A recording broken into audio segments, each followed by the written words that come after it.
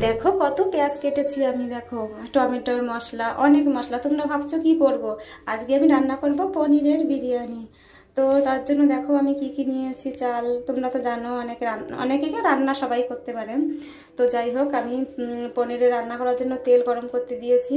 তারপর পেঁয়াজগুলো ভেজে নিয়েছি আমি। কিন্তু কি হয়েছে বলো তো, পেঁয়াজগুলো আমি একটু বেশি ভেজে ফেলেছি। কারণ মানে কি, আমি এবার একটু বাইরে গেছিলাম, বাইরে আমাকে কেউ ডাকছিল, তো ওইখানে গেছি, আমার মনেই নেই পেঁয়াজ আমার কড়াইতে আছে। দৌড়ে এসে দেখি পেঁয়াজগুলো পুড়ে গেছে। তো যাই হোক, দেখো ধনে পাতা কুচি, ওই দেখো পেঁয়াজটা কতটা পুড়ে গেল। মশলার গ্রেভি করছি, দেখো গ্রেভিটা এত সুন্দর খুশবু আসছিল যখন বিরিয়ানি মশলাটা দিয়েছিলাম আমি। তো এত ভালো লাগে আমার, মানে পনিরের বিরিয়ানি। আমি সয়াবিনও দিয়েছিলাম সঙ্গে অবশ্য। তো দুপুরবেলায় রান্না করছি, দেখো কত সুন্দর করে রান্না করছি। ভাবলাম এই দেখো রান্না কমপ্লিট হয়ে গেছে, সবাইকে দিয়ে আমি আমি নিজে খাচ্ছি, দেখো অনেক সুন্দর।